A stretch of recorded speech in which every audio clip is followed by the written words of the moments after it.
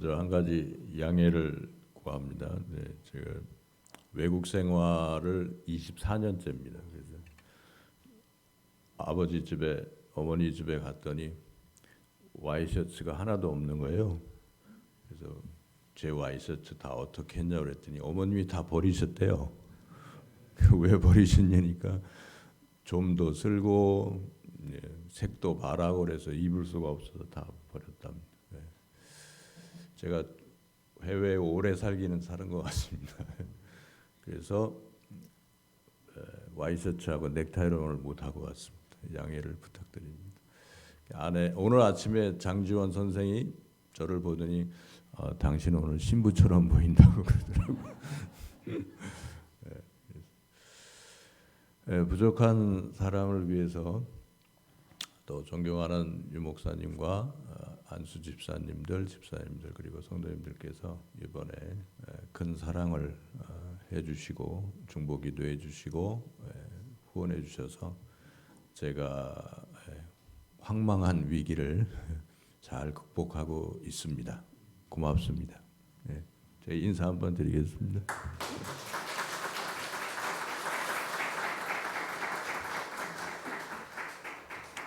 옆에 있는 분들과 한번 이렇게 당신의 얼굴을 배우니 하나님의 얼굴을 배우는 것 같습니다. 이렇게 인사 한번 하시죠.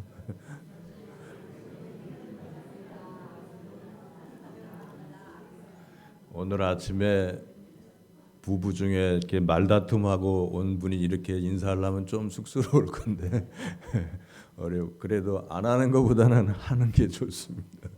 예. 먼저 그 오전 예배에는 제 선교 보고 간단하게 하고요. 그 다음에 말씀을 좀 보도록 하겠습니다. 그리고 오늘 제목 큰 그림 영원한 언약에 대해서는 오후 시간에 좀 더 구체적으로 말씀 나누겠습니다. 그래도 본문을 같이 한번 읽고 시작하면 좋겠습니다. 일어나셔야 되나요? 말씀 읽을 때? 예. 창세기 17장 7절입니다. 다 같이 읽겠습니다. 시작.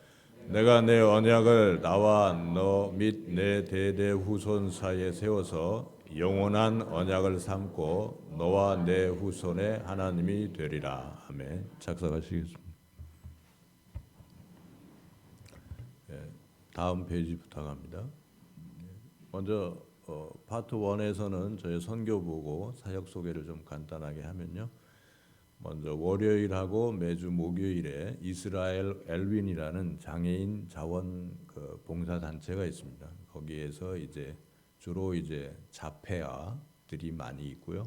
몽고증이라고 아시죠? 네, 그런 언어나 이런 지적인 장애우들이 있는 곳입니다. 거기서 월요일하고 목요일은 저희가 가서 단순 봉사지만 이들과 함께 예수님의 사랑을 나누고 있습니다. 그래서 이 시간만큼은 제가 하나님께 드린 시간이다 이렇게 생각하고 아무리 중요한 일이 있어도 피치 못할 사정 외에는 이렇게 이 시간에는 드립니다. 그래서 얼마 전에 세미나가 있었습니다. 호텔에서 어떤 미국에서 오신 목사님이 했는데 하루 하고 저희는 돌아왔거든요. 근데 왜 가냐고 3박 4일인데 그래서 우리는 이스라엘 엘윈 이거 섬겨야 되기 때문에 이건 우리가 하나님께 드린 시간이기 때문에 이건 가야 된다라고 할 정도로 하나님께 딱 시간을 드리고 요건 우리가 봉사하고 있습니다. 그다음에 베들라면 사역을 화요일 날 하고 있습니다. 이건 전도 목적으로 섬김과 전도입니다. 그래서 우리나라 분들은 아마 부모님들 중에 자녀분들이 라면 먹는 거 못 먹게 하시는 분들도 있잖아요. 건강에 안 좋다고. 근데 이스라엘에서는 약간 속된 말을 쓰면 환장하고 먹습니다. 한국 라면이 엄청 인기가 좋습니다. 그래서 이 사역이 참 좋은 이유가요. 이스라엘에 있는 모든 교민들과 사람들을 다 만날 수가 있습니다. 그래서 유대인들, 아랍인들, 특히 유대인 대학생들, 학생들, 학생들. 한국 문화, 한국 라면 관심이 많잖아요. 음식에. 그다음에 외국인들 그리고 교민들 한 500명 정도 되거든요. 교민들 그다음에 이제 학생들, 유학생들도 많거든요. 여기에 오면 베들라면 가면 거기에 다 만날 수가 있어요. 그래서 사람들과의 관계를 넓히고 전도하는데 아주 좋습니다. 다음이요. 이건 이제 그 어떤 한인 교회가 저희에게 한국문화원을 무료로 일주일에 한 번씩 사용할 수 있도록 배려해 주셔서 잘 아시겠지만 이스라엘은 월세가 한국보다 더 비쌉니다. 그래서 조그마한 공간 사무실 하나 얻으려고 해도 힘든데 그렇게 해서 이제 수요일 날 한글 티칭 사역을 합니다. 여기에 있는 두 유대인 자매도 우리가 어디서 만났겠어요? 베들레헴에서 만난 거예요. 그렇게 해서 이제 이렇게 연결이 되는 겁니다. 다음이요. 그다음에 이제 금요일은 저희가 이제 세상 없어도 전도를 합니다. 오늘 하나님께 또 전도로서 딱 시간을 드리고 그렇게 해서 이제 전도 금요일마다 이제 전도하는 모습입니다. 그런데 이제 이스라엘은 우리나라도 아마 이제 멀지 않아 그렇게 될 것 같은데요. 18세 이하의 사람들한테는 전도할 수가 없습니다. 불법입니다. 그래서 추방을 당하거나 위해를 받거나 문제가 될 수 있습니다. 아마 우리나라도 머지않아 그렇게 흘러갈 거라고 저는 예측하고 있습니다만 독일도 그렇고 유럽도 그렇고 이스라엘도 18세 이하에게는 복음을 전하는 게 불법입니다. 그런데 이제 성인들에게는 얼마든지 전할 수 있거든요. 그래서 금요일마다 복음 전도합니다. 다음요. 이건 이제 길거리 찬양인데요. 및 전도인데 토요일 날 밤에 이렇게 합니다. 그래서 요거는 이제 한인들하고 같이 이렇게 하는데요. 요 전도가 참 좋은 이유가 뭐냐면 여기 보면 이제 보이실지 모르지만 Korea loves Israel이라고 이렇게 프랭카드가 있지 않습니까? 그래서 지나가는 유대인들이 보면서 감동을 많이 합니다. 받습니다. 감동을 많이 하고 인상 찡그리는 사람 하나도 못 봤어요. 다들 좋아하고 기뻐하고 감사해하고 감동을 받습니다. 왜냐하면 유대인들에게 있어서 하나님은 이제 몇 가지 명칭이 있는데요. 제일 거룩한 이름이 뭐겠어요? 혹시 아시는 분 있으세요? 잘 그들이 부르지 않는 이름이 있어요. 하나님. 야훼라고 들어보셨어요? 야훼. 그래서 이들은 야훼라는 발음을 하는 것조차도 너무 두렵고 떨려서 잘 안 합니다. 그래서 대신에 아도나이라고 합니다. 아도나이. 하나님을 아도나이라고 하고 어떤 사람 또 하셴이라고 합니다. 하셴. 그런데 이제 이들이 얘기하는 거예요. 이 나의 아도나이인데 왜 한국인들이 나보다도 나의 아도나이를 더 사랑하느냐? 나도 나의 아도나이를 믿는데 왜 한국인들이 우리 유대인보다도 하나님, 나의 아도나이, 나의 하셴을 이렇게 더 잘 믿고 더 찬양하고 더 사랑하느냐? 이거에 놀라는 거예요. 그래서 이 사역이 참 재미가 있습니다. 그래서 어떤 사람들은 이제 우리가 찬양하면 울어요. 들으면서. 어떤 사람은 또 춤을 춥니다. 이스라엘 사람들 춤추는 거 되게 좋아합니다. 춤을 추고 막 점프를 하고 이렇게 같이 이렇게 강강술래 아시죠? 그것처럼 같이 이렇게 막 돌기도 하고 반응을 해주면 우리가 힘이 나고 더 감사하고 은혜가 됩니다. 다음이요. 그다음에 이제 기타 사역인데 이제 중보기도 사역하고 있고요. 왼쪽 제 쪽에서는 왼쪽, 성도님들 오른쪽에 보이는 사진이 이제 인질 석방을 위한 그 중보기도 모임에 참석해서 한 거고요. 한복 입은 것은 이제 이번 그 러시아 우크라이나 전쟁 때문에 한 3만 5천 명 정도 되는 우크라이나인들이 알리아를 했어요. 알리아라는 건 뭐냐면 외국에 사는 유대인들이 고향인 이스라엘로 아예 돌아오는 거, 이주하는 거를 얘기합니다. 그래서 나중에 조금 얘기하겠습니다만 그들을 위로하는 행사입니다. 여기에는 이제 가톨릭을 믿는 사람도 있고 뭐 본어게인 우리 같은 본어게인 크리스찬들도 있고 이렇게 섞여 있습니다만 우리가 그들에게 한복을 입혀주고 되게 좋아합니다. 우리나라 한복을 입는 걸 너무 좋아합니다. 그래서 그런 걸 하고 찬양을 하고 그런 행사하는 겁니다. 다음이요. 이건 이제 기타 단순 이제 봉사, 쉽게 얘기해서 막일입니다. 그래서 페인트 칠하는 것도 하고 청소도 하고 저렇게 화단을 가꿔주기도 하고. 하여튼 우리의 그 사역이 섬김이 필요하면 누가 요청하든 달려가서 이렇게 하면서 간접적으로 또 예수 그리스도의 사랑을 전하고 있습니다. 제가 이런 사역들을 하는데 격려의 박수 한번 해주시죠.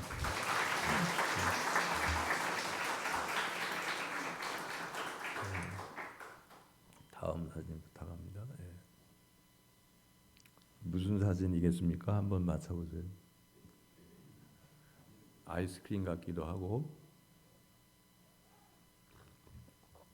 단 거 좋아하시는 분들은 또 케이크처럼 보이기도 하고, 뭐 젤리인가 뭐겠어요? 이게 혹시 아시는 분 계세요? 조영로 집사님. 바늘 끝에 꽃가루. 반은 맞고 반은 틀렸어요. 알고 계신 분도 있네요. 대단하십니다. 이걸 알 정도면 성경 말씀을 참 사모하시는 분인 것 같습니다. 이 김명현 교수님 강의에 나오는 건데요. 김명현 교수님은 아세요?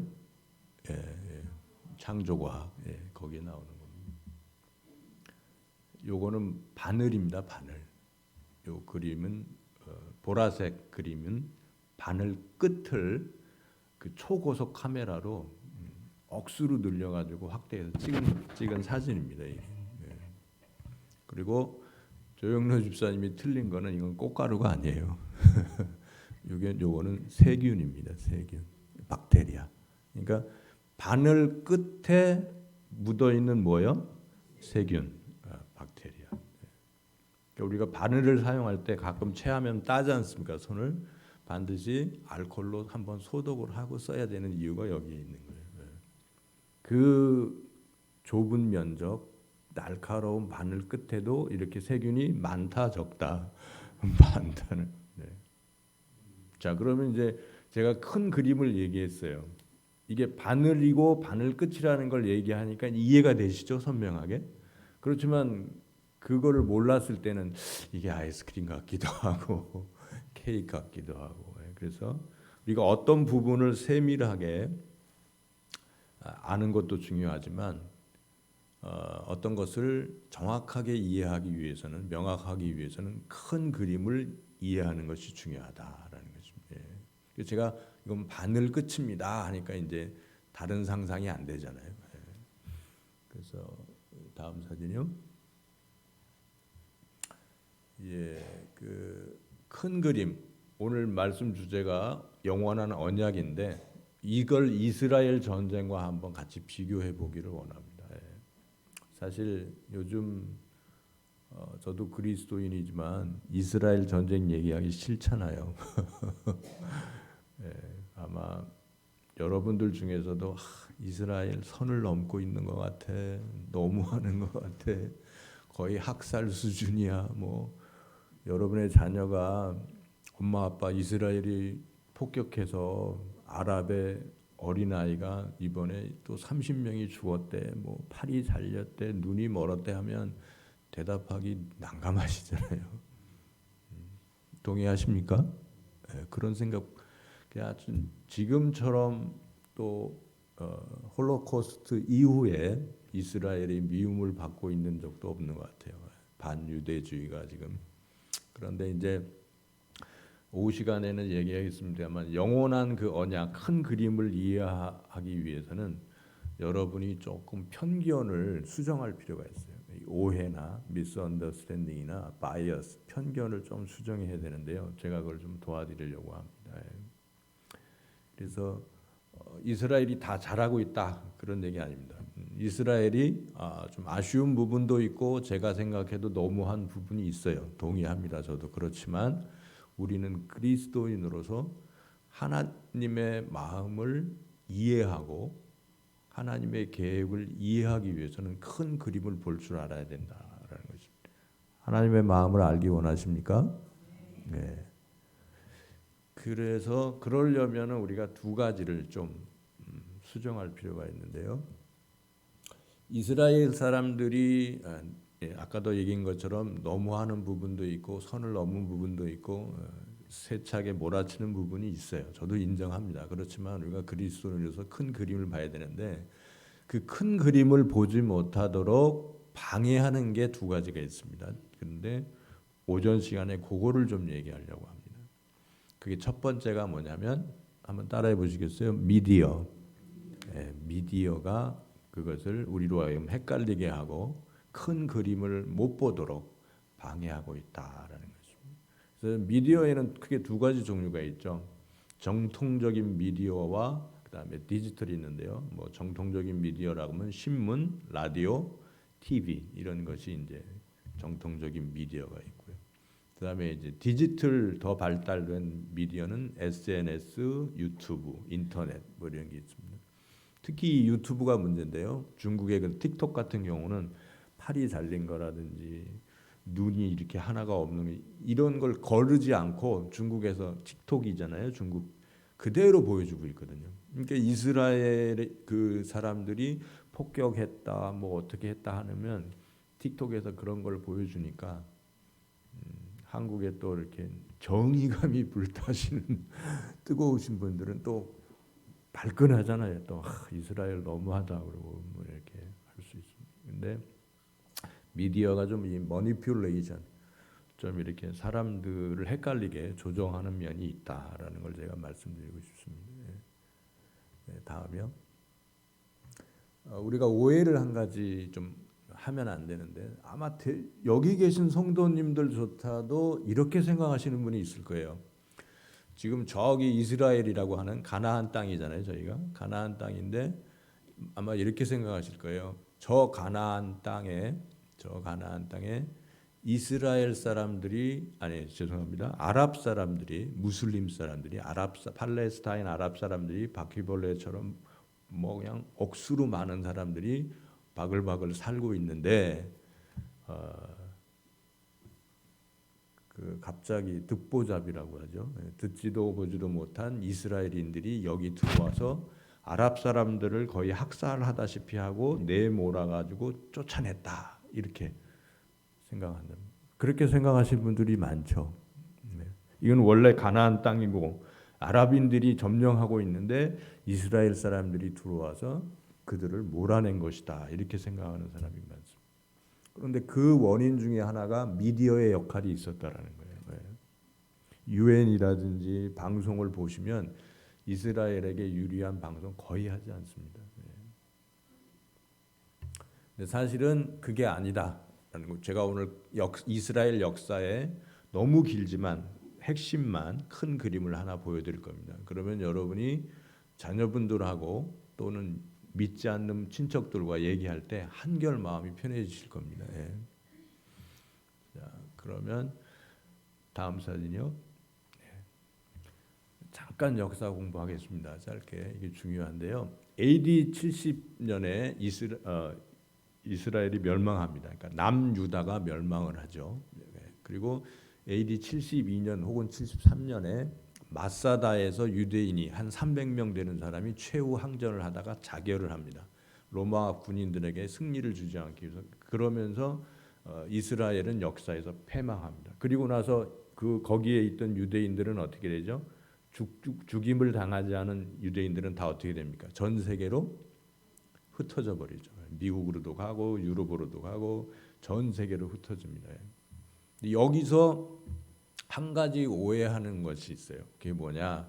모든 유대인들이 한 사람도 남김없이 이 이스라엘 땅을 다 떠나서 전 세계로 흩어졌다고 생각하시면 안 된답니다. 물론 많은 대부분의 유대인들이 이스라엘 로마 군인들에 의해서 로마에 의해서 그 나라에서 추방당했지만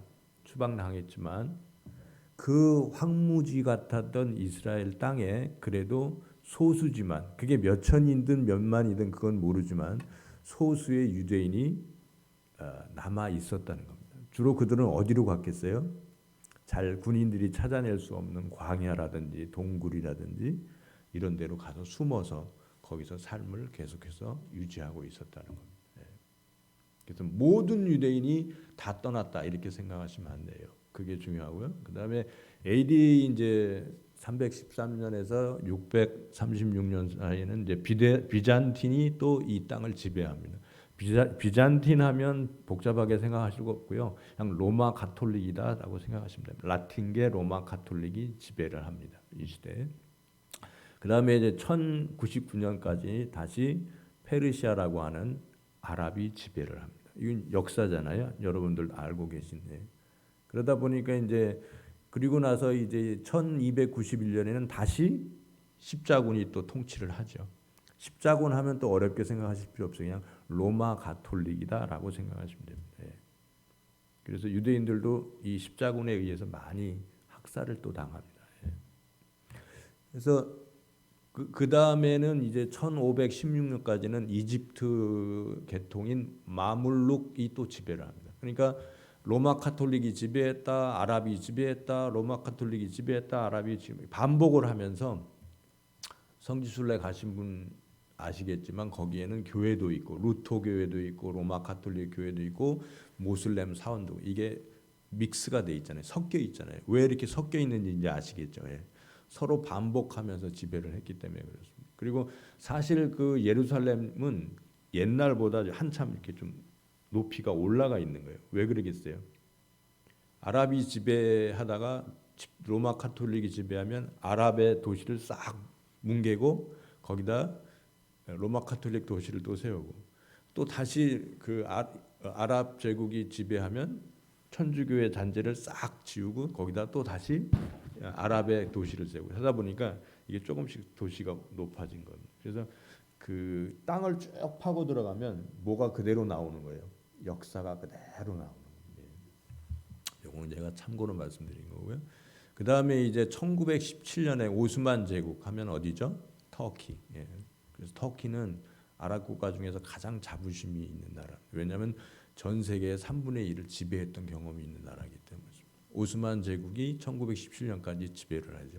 그래서 그러다가 그런데 이제 1860년 AD 1860년에 예루살렘 성곽 밖 최초의 유대인 마을이 건설됩니다. 그러니까 지금 1860년이니까 누가 지배하고 있는 시대입니까? 지금 터키가 아랍 무슬림들이 지배하고 있어요. 그런데 유대인들이 있었다고요, 없었다고요? 여전히 있었다는 거예요. 소수지만 있었다라는 거예요. 이게 중요합니다. 아랍인들이 막 무구룩을 살고 있는데 어느 날 갑자기 이스라엘 사람들이 딱 나타나서 그들을 쫓아낸 게 아니라는 거예요. 그리고 이 역사 속에서 이 땅은 거의 버려진 땅입니다. 지금이야 관계 농업을 하고 뭐 물을 대고 해서 적과 꿀이 흐르는 사막에서 방울토마토를 따먹는 나라가 됐지만 이 당시에는 어떻다는 거예요? 버려진 땅이다라는 거죠. 이 로마 카톨릭이든 아랍인이든 그 정책이 뭐냐면 이게 정치적으로 골치 아프니까 그냥 너희들 여기 많이 살지 말아요. 그냥 나가라는 쪽이었어요. 그러다 보니까 이 땅은 경제성도 없고 땅이 어떻게 됐겠어요? 버려진 땅, 척박한 땅, 황무지로 남아 있었던 거예요. 아랍인들이 막 우글우글 살고 그런 거 아니에요. 그게 오해라는 겁니다. 미디어가 만들어낸 오해입니다. 그러다가 보세요. 1903년에 러시아에서 제1차 알리아 운동입니다. 알리아가 뭐라고요? 외국에 살던 유대인이 고향인 이스라엘로 돌아오는 것을 알리아라고 합니다. 3만 5천 명의 첫 번째 알리아가 1903년 요 기간에 일어납니다. 러시아인들이 그 황무지인 척박한 땅에 왜 돌아왔겠어요? 러시아로부터? 혹시 아시는 분 계세요? 이거 아시면 역사에 대해서 상당히 조예가 깊으신 건데 왜 돌아왔겠어요? 뭐 때문에? 기근 때문에. 기근 때문에. 기근과 전염병 때문에 돌아온 거예요. 그러니까 러시아에서 기근과 전염병으로 어마어마하게 많은 사람이 죽었잖아요. 고통을 당했잖아요. 그렇지만 하나님은 이 고통을 사용하셔서 러시아에 있는 유대인들을 어떻게 한 거예요? 알리야 시킨 거예요. 고향으로 돌아오게 하신 거예요. 전화위복이죠. 우리가 어떤 고통을 당했어요. 저도 이번에 황망한 고통을 잠깐 당했지만 낙심할 필요가 없습니다. 네, 이 고통 속에는 또 하나님의 축복이 들어있기 때문에 그렇습니다. 하나님이 이 고통마저도 사용하셔서 하나님의 뜻을, 계획을 성취해 나가시는 겁니다. 여기에는 아멘을 하셔야죠. 예. 그 다음에 이제 보면은 1914년에 러시아에 박해가 일어납니다. 그래서 그 약탈과 학살이 일어나죠. 최초로. 그런데 그 고통 속에서 키부츠라고 하는 마을 꽃이 피어지는 겁니다. 그래서 4만 명 정도가 또 알리야를 하는 겁니다. 고향인 이스라엘에 돌아옵니다. 그러면서 이제 이스라엘 땅에 서서히 유대인들이 들어오기 시작하는 겁니다. 아랍인들도 들어오기 시작하는 겁니다. 그러다가 언제 가장 많이 들어왔냐면 영국 통치 시기인 1917년에서 1947년 요 사이에, 그러니까 영국과 오스만이 터키가 싸워서 누가 이겨요? 영국이 이기죠. 그래서 이 기간 동안 영국이 통치를 합니다. 요때 많은 유대인들이 알리야를 하는 거예요. 이스라엘 땅으로 돌아온 거예요. 또 아랍인들도 돌아온 거예요. 왜? 이 당시에는 맨 마지막에 보시면 개방된 국제 도시가 됐거든요. 영국이 통치하니까 이제는 막 너희들은 오지 마 이렇게 안 한단 말이에요. 그러니까 유대인들은 하나님이 주신 땅이라 생각하고 들어오는 거고, 나라를 만들기 위해 들어오는 거고, 아랍인들은 어떻게 하겠어요? 옛날부터 우리 조상이 살던 가나안 땅이야, 이건 우리 땅이야라고 주장하면서 들어오는 거예요. 그러면서 1947년 유엔 분화란이 가결될 때 가장 많이 들어오죠. 그래서 1947년도에 대략 65만 명의 유대인들이 이 이스라엘 땅에 살고 있었어요. 아랍도 비슷하거나 좀 더 많거나 할 겁니다. 왜냐하면 개방된 국제 도시가 됐기 때문에 누구나 들어올 수 있는 거예요. 이제 자연스럽게. 그러니까 제가 다시 한번 얘기하지만 아랍인들이 점령하고 그들만 살고 있는 땅에 이스라엘인이 쳐들어와서 그들을 내쫓은 게 아니라고요. 제가 강조하는 건 뭐냐면 이것은 공정한 경쟁이었다라는 겁니다. 공정한. 서부 개척할 때 가서 깃발 꽂으면 내 땅이 되듯이 이것은 공정한 경쟁이었다라는 것입니다. 그래서 이제 다음요. 1947년도에 유엔 분할, 무슨 얘기냐면 저 파랗게 보이는 그 면이 이스라엘 사람들이 이렇게 좀 차지했던 영역이고요. 이해가 되시죠? 첫 번째 그림입니다. 요겁니다. 요거. 1947년. 1948년에 독립을 하거든요. 이스라엘이. 그 1년 전 그림입니다. 그 다음에 노랗게 생긴 부분이 있죠. 밑에로 이집트 그쪽이 가자지구, 지금 전쟁하고 있는 하마스 가자지구이고요.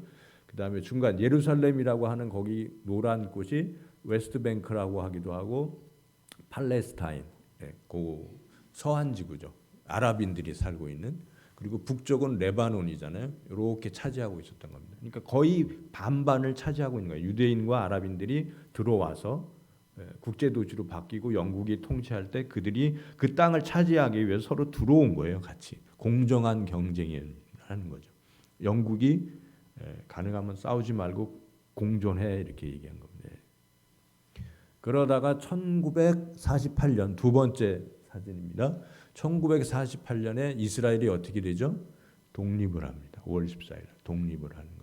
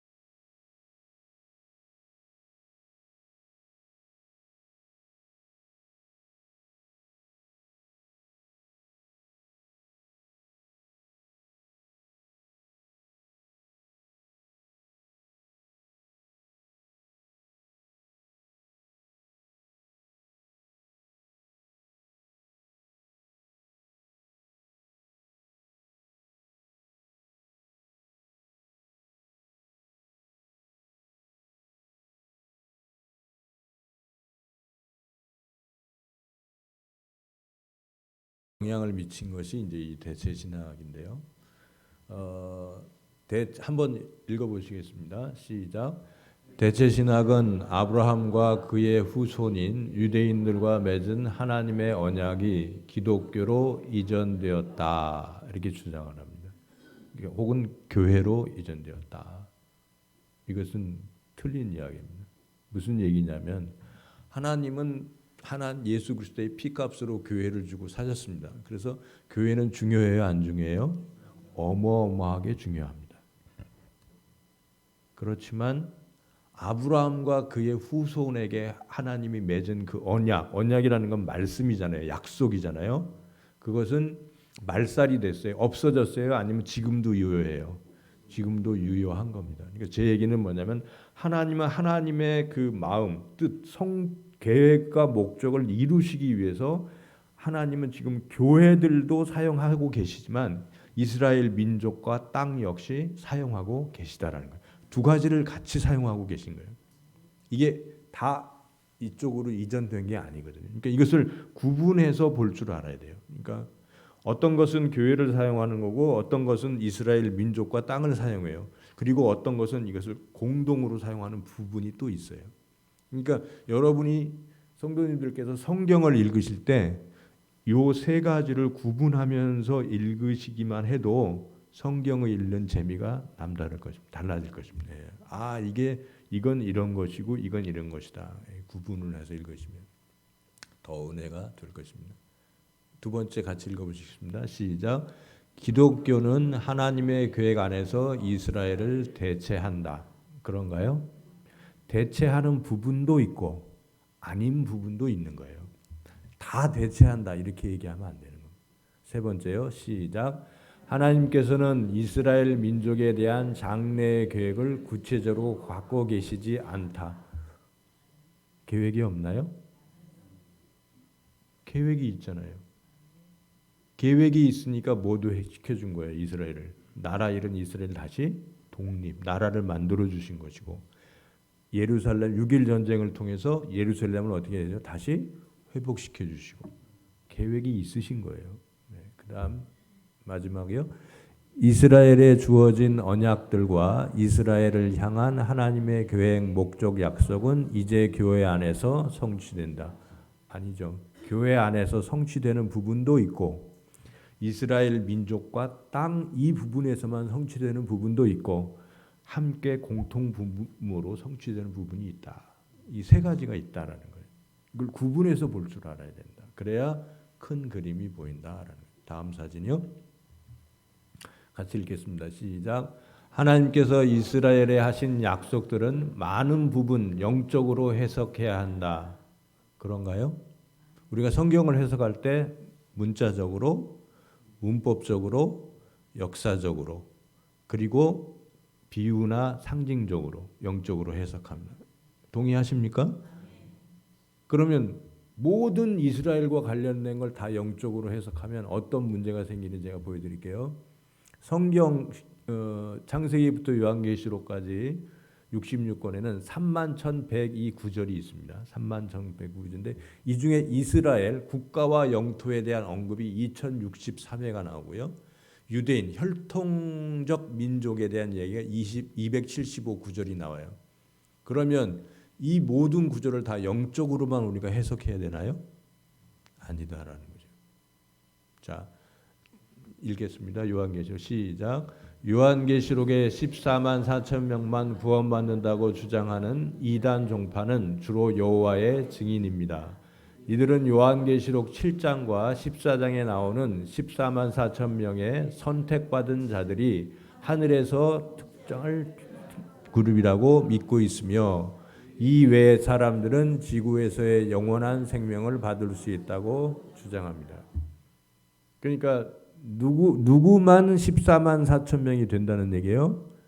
여호와 증인들만. 그리고 여호와 증인들만 어디서 통치한다고요? 하늘에서. 동의하십니까? 동의하기가 어렵죠. 왜 이런 해석을 하는 거예요? 이 14만 4천을 문자적, 문법적, 역사적으로 해석하지 않고 어떻게만 해석하니까 영적으로만 해석하니까 이 주장이 나오는 거예요. 자, 그러면은 14만 4천은 누구일까요? 다음 페이지 부탁합니다. 같이 읽겠습니다. 시작. 이르시되 우리가 우리 하나님의 종들의 이마에 인치기까지 땅이나 바다나 나무들을 해하지 말라 하더라. 내가 인침을 받은 자들의 수를 들으니 이스라엘 자손의 각 지파 중에서 인침을 받은 자들이 14만 4천이. 문자적으로 해석하면 14만 4천은 누구예요? 유대인이에요. 유대인. 이방인인 우리가 아니라고요. 유대인의 12민족 12,000명씩 12지파를 말하는 것이다. 마태복음의 시작. 그때 사람들이 너희를 환난에 넘겨주겠으며 너희를 죽이리니 너희가 내 이름 때문에 모든 민족에게 미움을 받으리라. 여기서 너희는 누구예요? 문자로 유대인을 얘기해요. 그런데 이것은 우리가 이방인은 우리 교회인 우리에게도 적용이 가능해요, 안 해요? 가능하잖아요. 유대인들이 예수님 때문에 미움을 받듯이 우리 교회가 우리 그리스도인들이 세상 사람들로부터 미움을 받을 때가 있잖아요. 이것은 문자적, 역사적 그리고 영적인 해석을 같이 할 수 있는 구절이죠. 그러니까 제 얘기는 뭐예요? separation, 구분을 해야 된다라는 것입니다. 다음이요. 조금 남았습니다. 같이 한번 읽어보십시오. 시작. 무화과 나무의 비유를 배우라. 그 가지가 연하여지고 잎사귀를 내면 여름이 가까운 줄을 아나니 이와 같이 너희도 이 모든 일을 보거든 인자가 가까이 곧 문 앞에 이른 줄 알라. 자, 이 말씀은 문자적으로 해석이 가능해요, 안 해요? 안 하죠, 이건. 무화과 나무가 뭔지 문자적으로 우리가 어떻게 할 수 있어요? 문법적으로 가능해요? 안 하죠. 그렇지만 역사적으로 혹은 영적으로는 해석이 가능하다라는 거죠. 많은 학자들과 성경학자들과 교수들과 목사님들이 이것은 무화과 나무의 비유는 이스라엘의 독립을 비유한다라는 거에 거의 의견이 일치합니다. 1948년 5월 14일 이스라엘 독립 선포라고 해석합니다. 그러니까 무화과, 여기서 무화과는 어느 나라를 가리키는 거예요? 이스라엘. 그리고 그 비유는 어떤 비유예요? 내용은 그러니까 이 모든 일을 보거든 해서 무슨 모든 일은 이제 마태복음 24장 읽으시면 그 종말에 관한 걸 쭉 예수님이 설명하시잖아요. 그걸 포함했는 그러니까 이 이스라엘의 독립도 하나에 포함돼서 이 모든 일을 보거든 뭐예요? 이건 역사적으로 이런 일이 일어나거든 인자가 가까이 곧 문 앞에 온 걸로 알아라라는 거예요. 그러니까 그게 뭐예요? 이스라엘 독립. 역사적으로 일어났어요? 안 일어났어요? 일어났잖아요. 그러니까 예수님의 재림이 문 앞에 가까이 왔다. 아직 때는 아니지만 가까이 왔다라는 거죠. 그러니까 이것은 역사적으로 그리고 영적으로 해석을 할 수 있다라는 거죠. 제 얘기는 모든 성경 이스라엘과 관련된 성경 말씀을 영적으로만 해석하면 안 된다라는 거죠. 다음이요. 같이 읽어보시겠습니다. 시작. 여호와께서 시온을 택하시고 자기 거처를 삼고자 하여 이르시기를 이는 내가 영원히 쉴 곳이라 내가 여기 거주할 것은 이를 원하였음이로다. 시온이 예루살렘이거든요. 한마디로 얘기하면 뭐예요? 하나님이 예루살렘을 하나님의 뭘로? 당신의 뭐로 삼고 싶다는 거예요? 집, 하우스, 거처로 삼고 싶어 하시고. 역대상 시작. 다윗이 이르기를 이스라엘 하나님 여호와께서 평강을 그의 백성에게 주시고 예루살렘에 영원히 거하시나니. 이게 뭐라고요? 하나님의 뭐라고요? 마음. 큰 그림이란 말이에요. 이게 하나님이 원하시는 거라는 거예요. 그래서 하나님이 우리 교회도 사용하지만 이스라엘 민족, 에레츠, 이스라엘 땅을 사용하고 계시다라는 거예요. 무엇을 위해서? 하나님의 목적을 성취하시기 위해서, 이루어 가시기 위해서요. 1948년 그래서 하나님께서 1차 그래서 하나님께서 이스라엘을 건국하게 하셨, 독립하게 하셨잖아요. 2000년 가까이 나라 잃은 나라가 다시 이게 상상이 됩니까? 이건 하나님이 하지 않으면 어떻게 2000년 동안 나라 없는 나라가 나라를 다시 만들 수 있어요? 이건 하나님이 하신 거죠. 1967년 6.1 전쟁 때 어디를 회복했다고요? 예루살렘을 회복했어요. 그러니까 잘 보세요. 이스라엘의 민족, 백성 그리고 땅을 하나님이 귀히 여기시면서 하나님의 목적을 성취하기 위해서 뭐 하고 있다? 사용하고 계시다. 현재 진행형으로. 다음이요. 사도행전 한번 읽으시겠습니다. 시작. 이르되 갈릴리 사람들아 어찌하여 서서 하늘을 쳐다보느냐.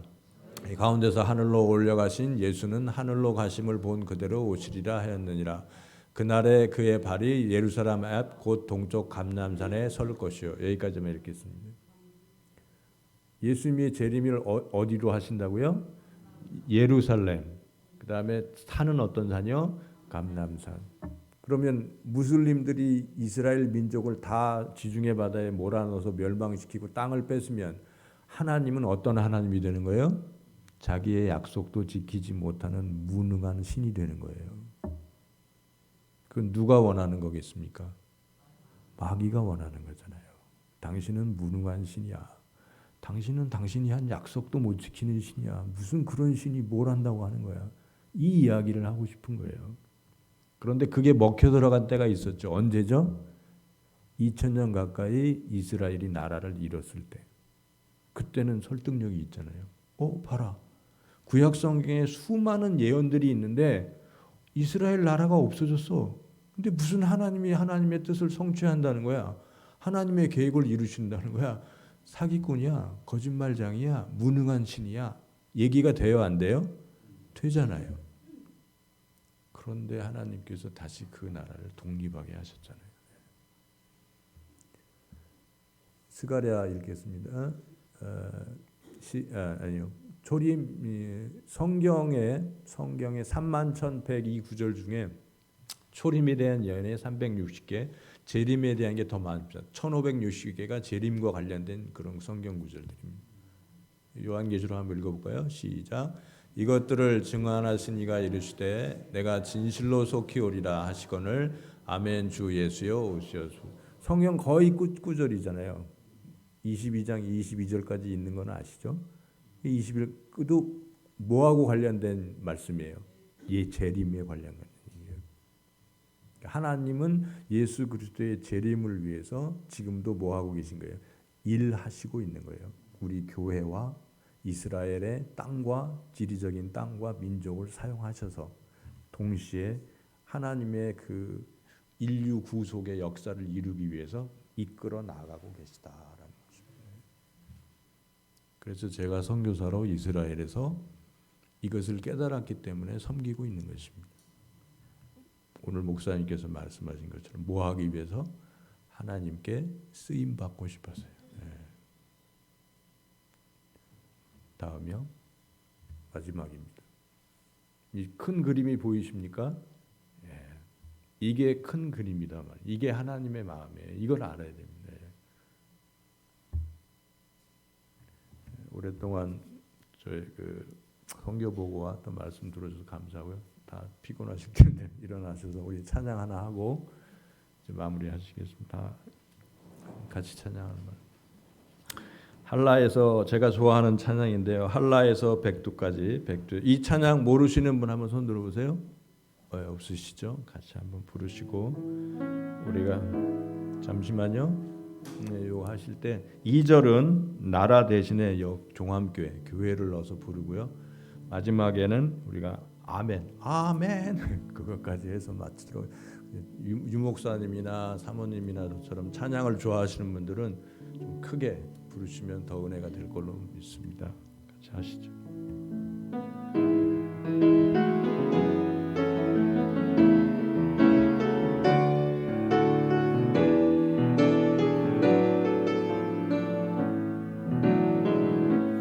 이 땅의 동과 서남과 북 가득한 죄악 용서하소서. 모든 우상들은 무너지고 주님만 높이는 나라 되게 하소서. 이 땅에 지친 모든 영혼 주 예수 사랑 알게 하소서. 저들의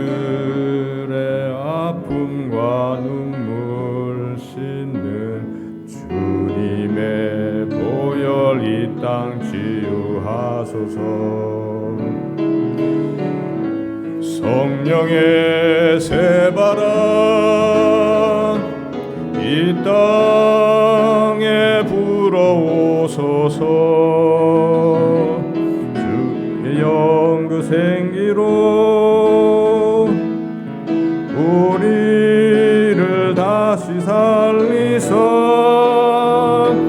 이 땅에 하나님 영광 거하는 그런 나라가 되게 하소서. 열방에 하나님 영광 비추는 그런 나라가 되게 하소서. 알라에서 백두까지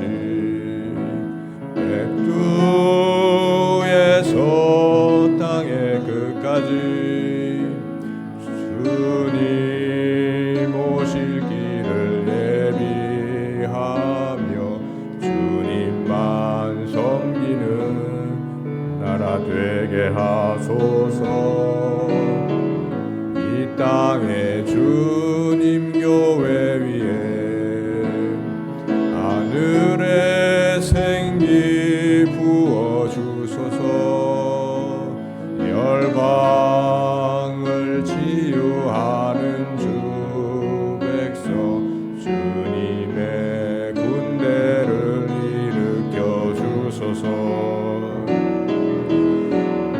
성령의 새바람 이 땅에 불어오소서. 주의 영 그 생기로 우리를 다시 살리사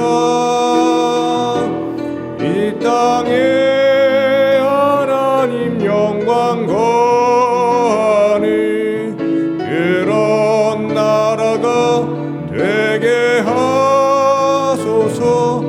열방에 하나님 영광 비추는 그런 교회가 되게 하소서. 그런 교회가 되게 하소서. 아멘. 이 목사님 나오시겠습니다.